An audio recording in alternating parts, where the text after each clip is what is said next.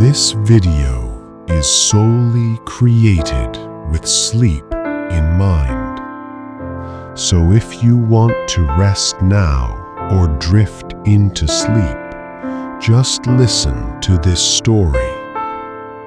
Take a very deep breath in and slowly let the breath out.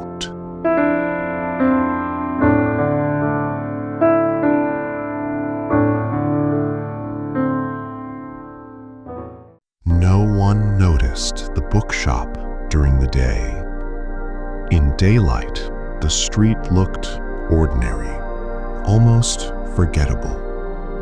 A narrow road between two quiet buildings, a cafe on one corner, a closed tailor shop on the other. People passed by without slowing down. Cars rolled through without stopping. Even those who lived nearby never mentioned anything unusual. But when the city clock crossed midnight, something gentle changed. The noise softened, the air cooled, and the street seemed to breathe. That was when the bookshop appeared. It didn't arrive suddenly. There was no flash of light. No sound. It simply became visible, as if it had been waiting patiently for the world to quiet down. A small wooden door, a single warm lamp above it, and a modest sign, hand-painted, that read, "Open after midnight." Ethan first saw the bookshop on a night when sleep refused to come. He wasn't restless exactly, just heavy. The kind of tired that settles deep into the bones, where lying down feels harder than walking. His apartment felt too still, too full of thoughts that wouldn't slow down. So he put on his coat and stepped outside. The city at night was kinder, less demanding. Street lights glowed softly, and the sidewalks belonged to no one in particular.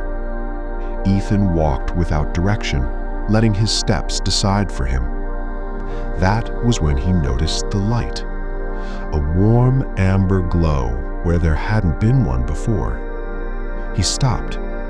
The bookshop looked old, but not worn, loved, perhaps. The wood of the door was smooth from years of gentle use. The windows showed rows of books, their spines muted in color, creams, browns, soft blues. No prices, no advertisements, just books. Ethan hesitated. Then, without fully deciding to, he opened the door. A bell chimed softly, not sharp, not loud, just enough to say, "Welcome." Inside, the air smelled like paper, wood, and something else he couldn't quite name. Calm, maybe, or memory. The shop was larger than it looked from outside. Shelves stretched deep into the space, curving slightly, as if the room itself didn't care much for straight lines. Lamps sat low, casting pools of warm light. There were chairs, comfortable ones. A small fireplace crackled quietly in the corner. And behind the counter stood an old man. He looked up with a gentle smile, as if Ethan had arrived exactly on time. "Good evening," the man said softly, "or perhaps good morning." Ethan paused. "Are you open?" The man nodded. "Only after midnight." Ethan glanced at his watch, 12:17 a.m. "Anyone else ever come in?" Ethan asked. The man smiled again, a little wider this time. "Those who need to." Ethan wandered the shelves slowly. The books didn't have flashy titles, no bold letters, just simple words embossed gently on their covers.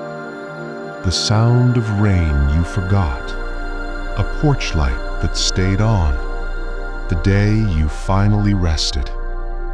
He pulled one from the shelf. There was no author's name. Inside, the pages were thick and warm to the touch. The words were printed in a font that felt almost handwritten. Ethan sat in one of the chairs and began to read. The story wasn't exciting.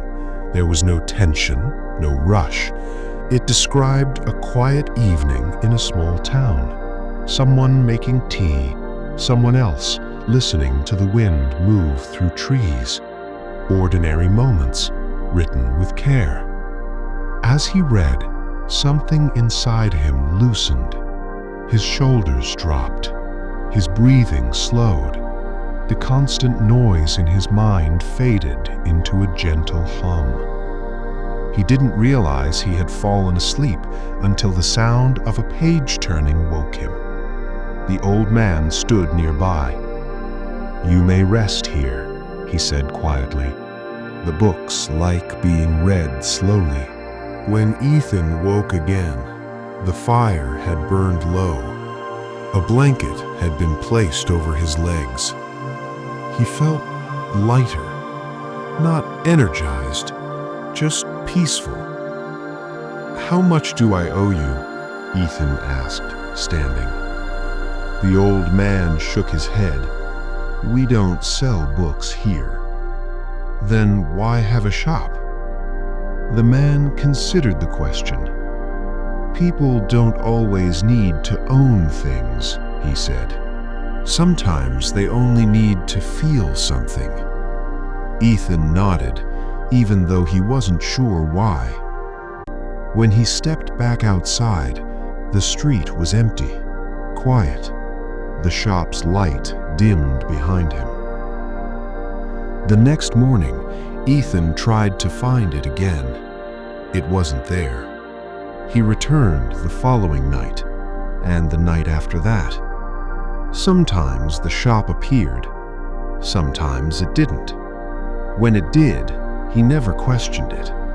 Each night he read a different book. One about a childhood bedroom lit by moonlight. One about a long drive with no destination. One about forgiveness that didn't require words. Each time, sleep came easily, and each time he woke feeling a little more whole. Ethan wasn't the only one. Others found the shop too, though none of them ever met each other there. A nurse who hadn't slept deeply in years. A widower who missed the sound of someone breathing beside him. A student exhausted by trying to become someone too quickly. The shop welcomed them all. The old man remembered every face. One night, Ethan asked, "Who are you?" The old man smiled gently. "I keep the stories that people forget they already know. And the books? They remind you. Of what? How to rest." Years passed. Ethan's life changed, slowly, naturally. He slept better, laughed more. He stopped chasing things that made him tired. One night, he arrived at the shop and found the old man sitting in the reading chair. "You seem ready," the man said. "For what?" The man gestured to the counter. On it lay a single book. Its cover was blank. "This one is yours," the man said. Ethan opened it. The pages were empty. Write slowly and kindly.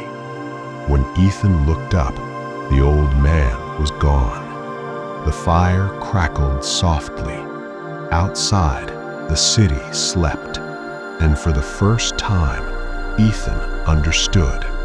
Some stories aren't meant to be read. They're meant to be lived, one peaceful night at a time.